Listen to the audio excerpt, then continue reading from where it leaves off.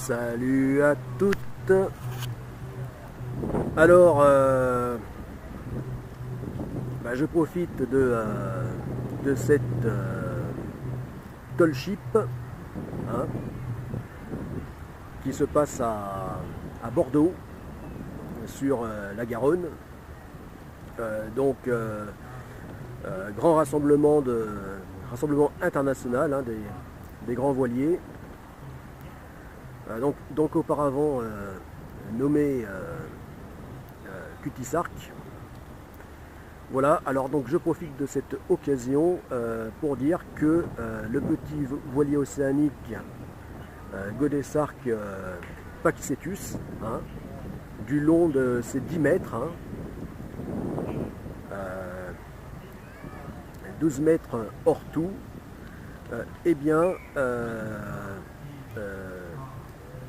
sera un grand voilier, est un grand voilier et pourrait faire partie donc de la tall ship, pourrait être classifié comme faisant partie des grands voiliers. Voilà. Alors pourquoi? Eh bien parce que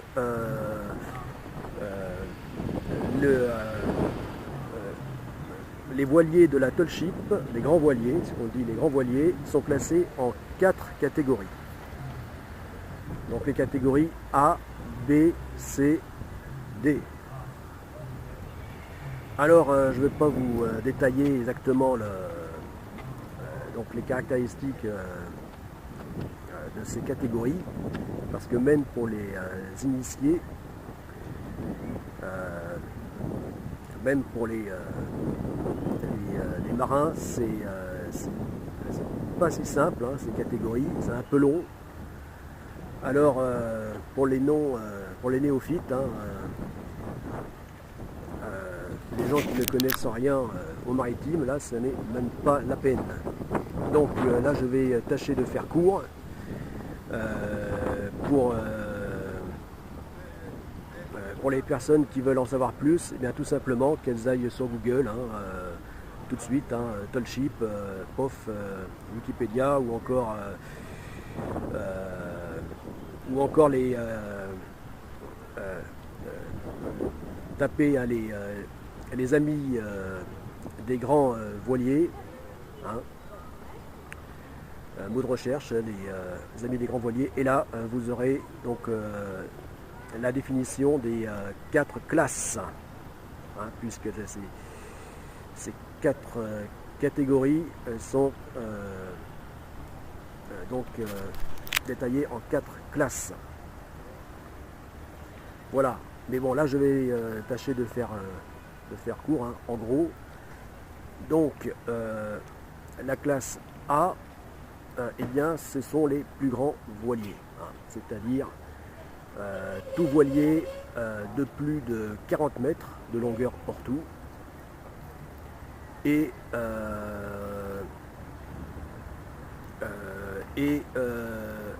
les voiliers, hein, les grands voiliers donc de plus de 24 mètres dès lors qu'ils sont pourvus de phares carrés, hein, de voiles carrées, comme ici en face le Krusenstern.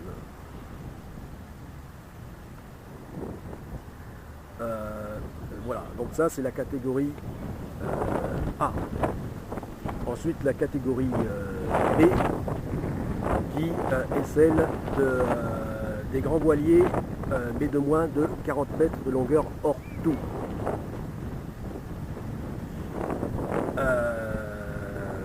Voilà, de moins de 40 mètres de longueur hors tout, mais de plus de 9 mètres, alors attendez, hein, c'est précis, de plus de 9 mètres 14 de longueur à la flottaison. Hein. Voilà.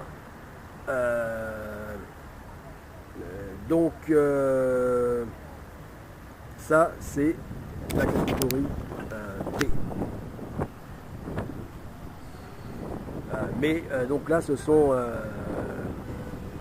ça inclut donc les vieux gréements, hein, c'est-à-dire les voiliers à voile à phare carré, à voile aurique, voile latine, enfin, tout ce que vous avez devant vous, donc les vieux gréements. Et ensuite, donc, les catégories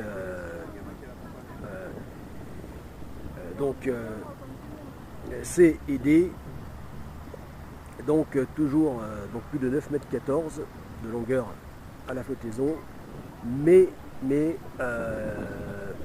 donc qui sont gréés donc, de façon moderne, hein, c'est-à-dire le gréement bernudien.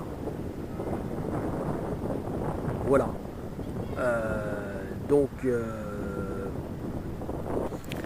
Voilà, là je parie hésitant parce que en fait c'est tellement compliqué cette classification parce qu'elle n'inclut pas seulement la taille, hein, elle inclut aussi donc le type de gréement. Voilà, alors c'est pour ça que ça brouille un peu les pistes et que l'on a du mal un peu à s'y retrouver, hein, même en tant que voileux, hein, même en tant que marin. Bon,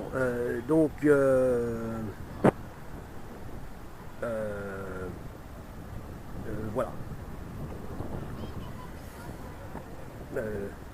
Voilà pourquoi, par exemple, hein, les voiliers donc les Pendwick de Tabarly, eh bien, sont classés en catégorie B, non, pardon, C et D, alors que les voiliers plus grands, hein, comme la Belle Poule, par exemple, sont en catégorie B, et les voiliers encore plus grands tels que le Belem, que l'on voit au fond, avec le grand pavillon bleu, blanc, rouge, et derrière donc le grand galion, donc un énorme galion, d'ailleurs dont le tirant d'air paraît dépasser de quelques mètres donc le tirant d'air du Belem, hein, cet énorme galion qui s'appelle El Galeon. Donc eux sont en oui, voilà, et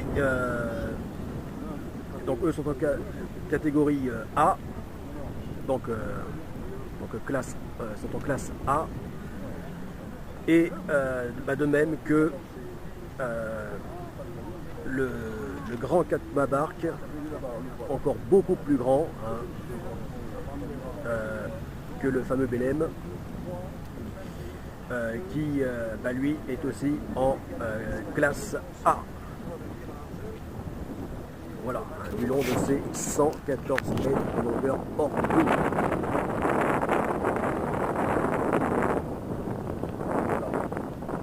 Alors que le Belem c'est 58 mètres. Voilà.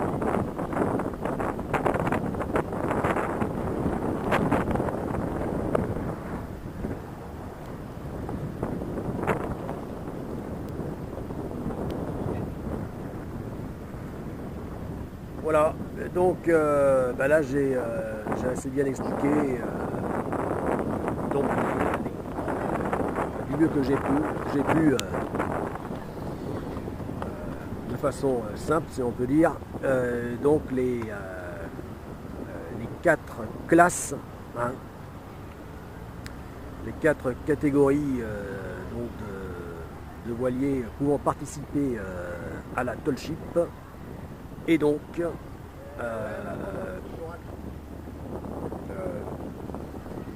eh bien, donc étant inclus parmi les grands voiliers. Voilà.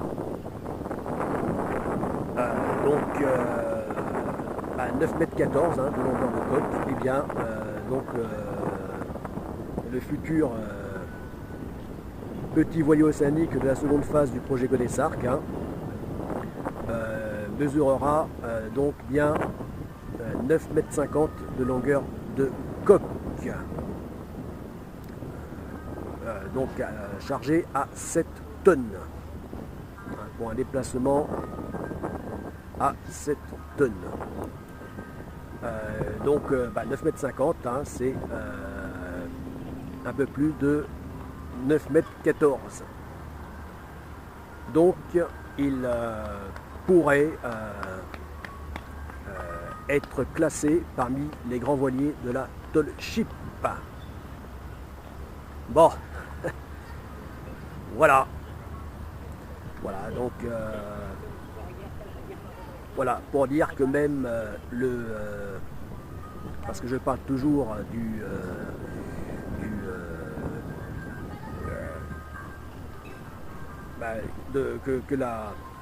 que justement la différence entre la première phase et la seconde phase du projet Godessart, c'est de passer du minimalisme, hein, de ce qu'il y a de plus petit lors de la première phase, au gigantisme, ce qu'il y aura de plus grand lors de la seconde, hein, pour ce qui est des navires en question. Et bien même donc le petit voilier océanique, hein, de la première phase, donc que je qualifie de minuscule, hein, pourrait être classé parmi les grands voiliers, si tel en était le but, si je le voulais. Mais bon, là n'est pas l'objectif, hein. L'objectif, hein, avant tout, est qu'il accomplisse la Stago. Voilà, qu'il puisse accomplir la première phase du projet Godessart, afin que la seconde phase puisse se réaliser. Voilà, mais comme quoi, hein, même un petit voilier de 10 mètres, de ce qu'il y a de plus ordinaire, hein,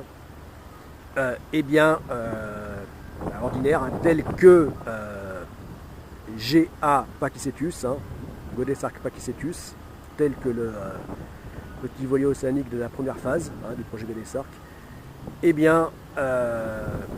même ce type de voilier, donc le plus ordinaire qui soit, hein, le voilier contemporain, hein, qui remplissent par milliers les marinas, hein, les grands ports de plaisance aux quatre coins du monde, à commencer donc en Europe, hein,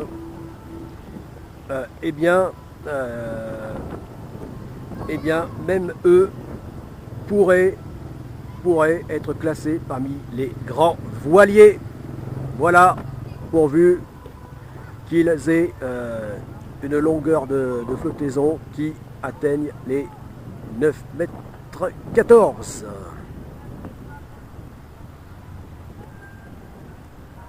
Voilà. C'était Ulrich. À plus.